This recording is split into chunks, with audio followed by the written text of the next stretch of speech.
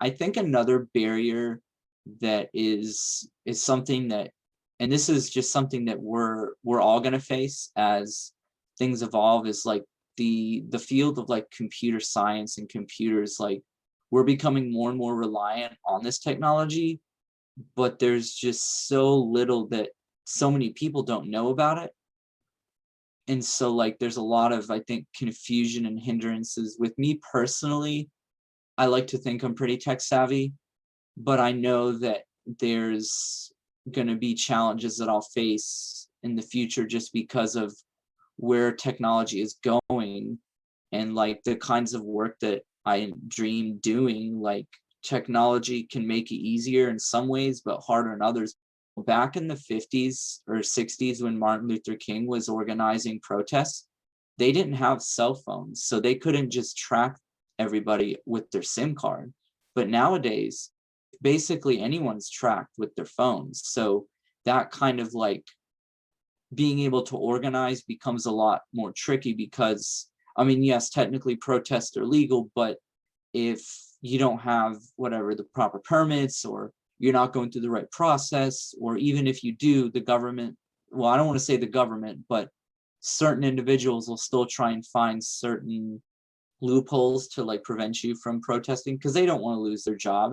So I think technology is going to be a hindrance in some senses. The whole notion of, I guess, artificial intelligence is becoming more and more prevalent in today's society, and I don't think a lot of people understand that. But they're going to see in the next 20 years a lot more jobs are going to have artificial intelligence monitoring them.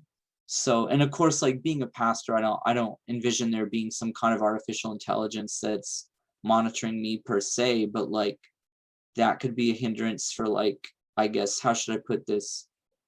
Facebook and Google are already using that sort of technology to monetize. So 20 years from now, what's that going to look like? And I think that's a potential hindrance because you have people who are getting just so drawn into the social media stuff. 20 years from now, once quantum computing is just a thing that, lots of companies have like that, who knows? But so yeah, that's a lot of the hindrances.